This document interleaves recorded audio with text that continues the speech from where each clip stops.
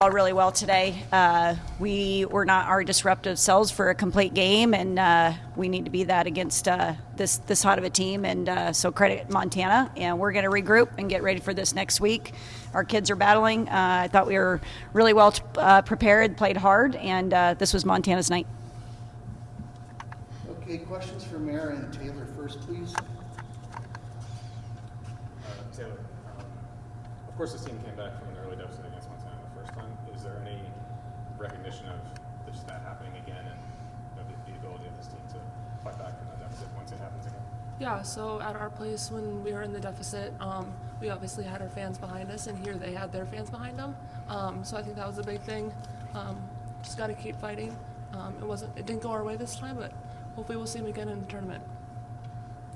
Mary, when they're passing the ball as well as they did tonight, 18 assists.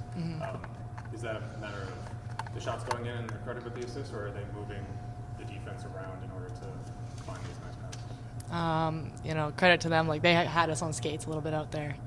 They were making some extra passes and some cross-court passes that we weren't necessarily there on airtime for. And they shot the ball really well doing that. And, so we kind of struggled with that. Do you share Taylor's hoping that you get to see this team again? Yeah, I would love to, yeah. Does this feel like an uncharacteristic performance, even though it is another kind of road game that doesn't go the other way? I felt like our effort was there, but they had the upper hand, and it seemed like they were in the driver's seat. Just it's hard to beat a team that's not missing from three, and credit to them, like they had a great night shooting. And, yeah, we did not. So. What did you both see out of the many freshmen that are playing this game for your team? It seems like they had some productive minutes for you. Yeah, we just got to keep fighting 1 through 15, no matter who's suited up, who's on the bench, just staying together as a team, and I think that's what will make us finish the season strong. I just saw a lot of heart. The growth that we've had this year with the freshman class especially has been tremendous for us. And so, yeah, we fought to the end, and that included everyone. So super proud of that group tonight. What did they do to you guys on defense, particularly in the third quarter? I mean, you guys were hanging around for the first half, making some shots. Third quarter really went cold. What were they showing you on defense? I think they forced us to take a lot of rush shots, and it's hard to play defense the whole game. And they were really bodying us up in the post, I felt like, and that kind of made us struggle to get some catches. Obviously got to work on finishing through contact, but they were playing very physical with us, and that's something we kind of needed to pivot around and adapt to. I feel like in the first half, too, they hit some threes right off the bat.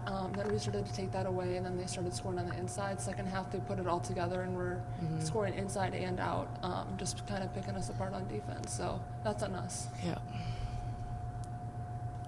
You have 5 games left, including 3 more on the road. What do you hope to learn from this one as you finish up? Doesn't matter what any other team is doing, it starts with us. We got to stick together. We got to know our game plan. We got to execute for 40 minutes. It takes the whole game from all of us. Yeah, I agree with Taylor. I think it's going to be really hard to beat us when we play our game for 40 minutes, and I don't think we did that tonight. So. Anything else from players? Okay. Thank you. Thank you.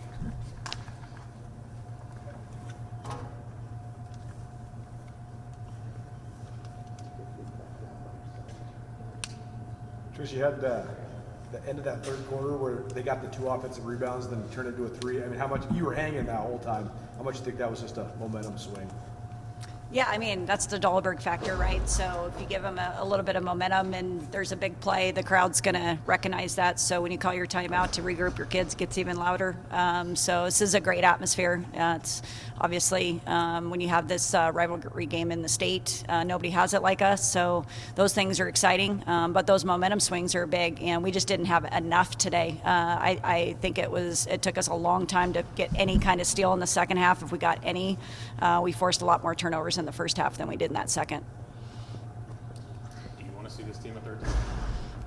I think for us, we just need to focus on ourselves, to be quite honest. We were down Ella in the second half, so we were that kind of muddied up the rotation, so we certainly want to get her back in that rotation. But for us, it's a matter of moving forward and getting better, and you take whoever's next on your agenda in tournament time. So we just want to play our best basketball. And today, our best basketball did not show on getting us possessions in our favor. We didn't create more turnovers for them. Turnovers were even. Possessions on the rebounds were down. When we have success, we have possessions in our favor. I think everybody knows that our team, our identity starts with the defensive end. Montana obviously shoots the three ball very well, so there's going to get some makes there. So we've got to make up that difference in some other areas. When they do shoot it like they did today, I mean, how much tougher does that make them, obviously, to guard? Yeah, I mean, there's always going to be cold stretches, but, you know, when your defense is not on and you make the three ball more of a rhythm look for them, we created quite a bit of that, and now credit them. They moved the ball very efficiently. I think that they knew where we were going to be attacking from to get us in some of those positions, but those extra possessions is where that does wear you down. You've got to finish that play so you don't create those second opportunities for a team that's going to spread you out. Danny Barsh, how big of an impact do you think she makes just on the game? Yeah, I'm like, she's an effort kid. On their side, she's our Jack, right? So everybody has that kid that's going to be kind of a heart and soul player for them. She's going to be on the floor doing those loose balls and really creates a lot of opportunities with her rebounding ability. So she's playing very well.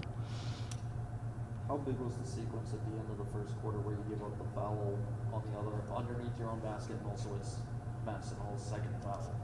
I think that was maybe her third. No, it was her second. Yeah, so, you know, that's on me. I was trying to see if we could get a quick steal in that moment. And, you know, that's where, you know, the game's been played. And so I might have disagreed with some things there. But, you know, I'm taking a chance, so that foul's on me. You guys didn't take a free throw until the fourth quarter. Was that just something with the way your offense was going, their defense was going? How does that happen in a defense?